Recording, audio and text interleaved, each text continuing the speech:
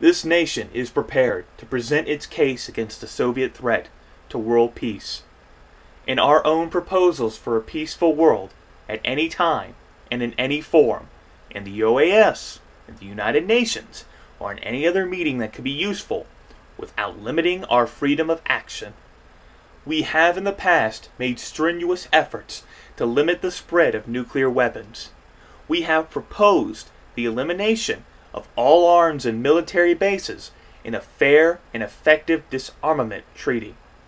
We are prepared to discuss new proposals for the removal of tensions on both sides, including the possibilities of a genuinely independent Cuba, free to determine its own destiny.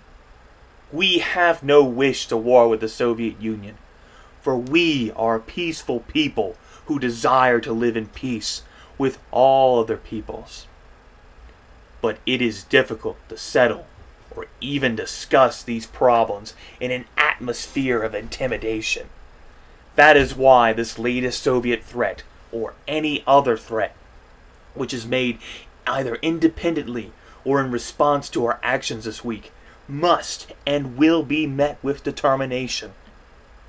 Any hostile move anywhere in the world against the safety and freedom of peoples to whom we are committed, including in particular the brave people of West Berlin, will be met by whatever action is needed.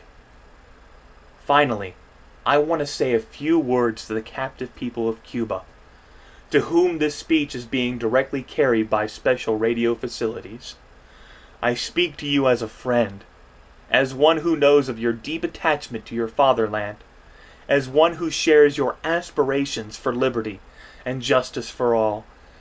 And I have watched, and the American people have watched with deep sorrow how your nationalist revolution was betrayed, and how your fatherland fell under foreign domination.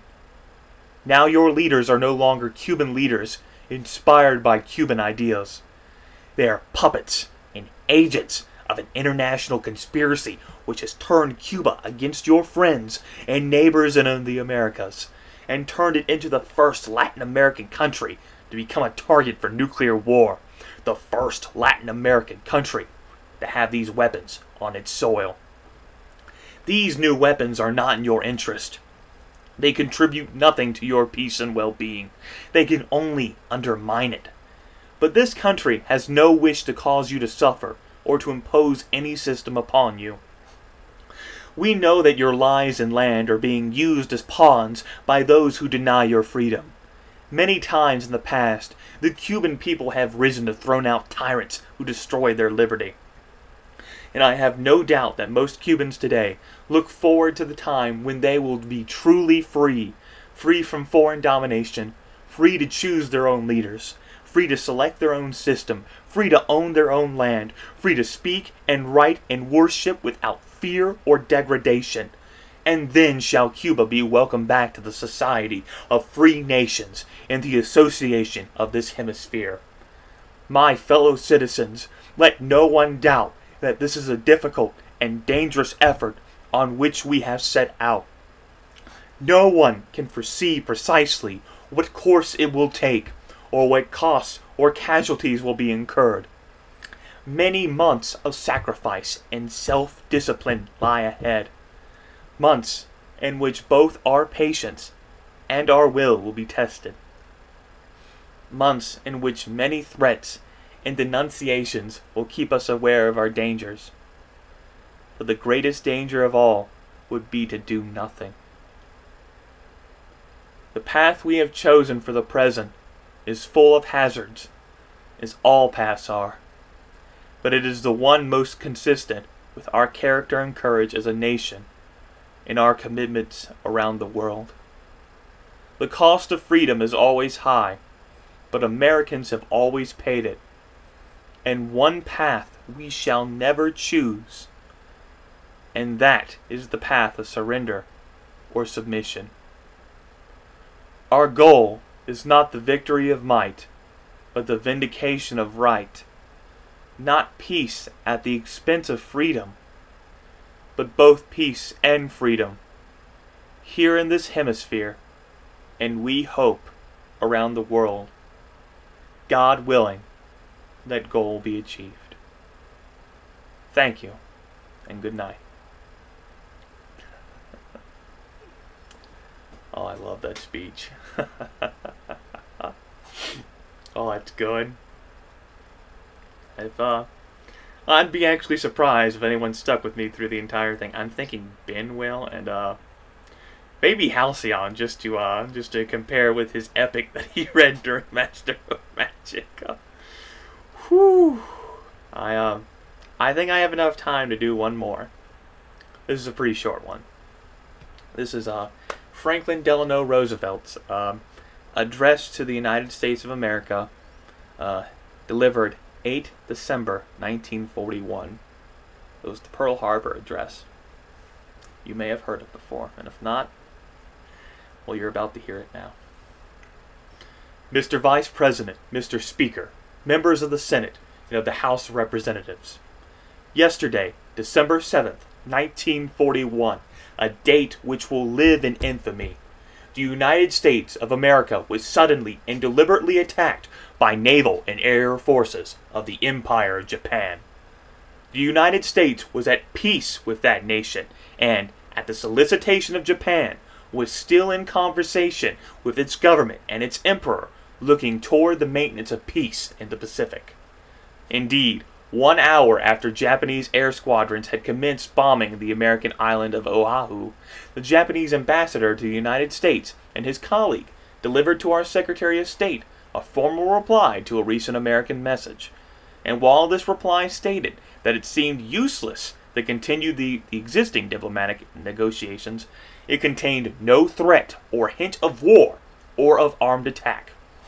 It will be recorded that the distance of Hawaii from Japan makes it obvious that the attack was deliberately planned many days or even weeks ago. During the intervening time, the Japanese government has deliberately sought to deceive the United States by false statements and expressions of hope for continued peace.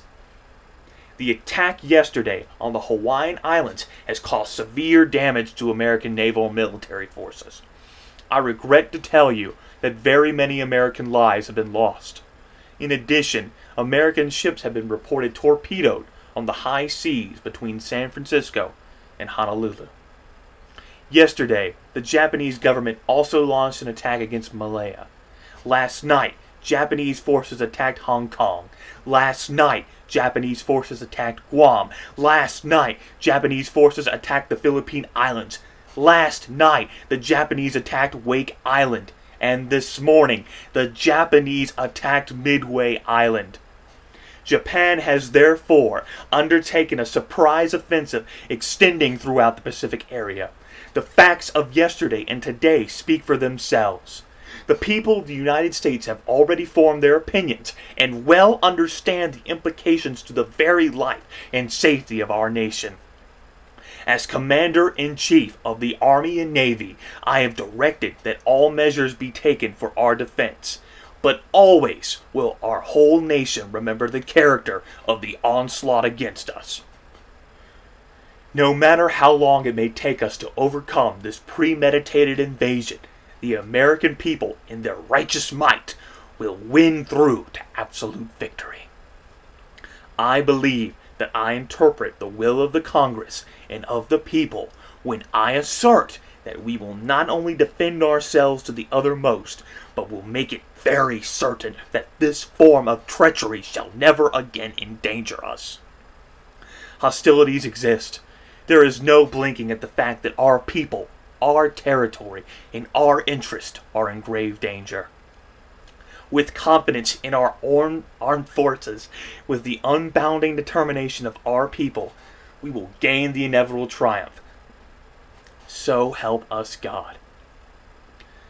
I ask that the Congress declare that since the unprovoked and dastardly attack by Japan on Sunday, December 7th, 1941, a state of war has existed between the United States and the Japanese Empire.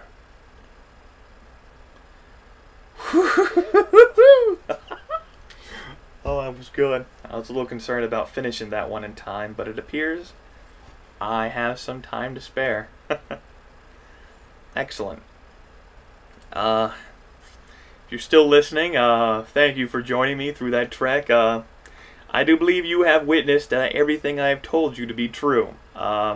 Things kind of fell apart for me, and the Clygon fleet, you know, with that 1,208 daggers, things didn't work out. Thank you for joining me, y'all. Screen went black. Good night, everybody, and good luck.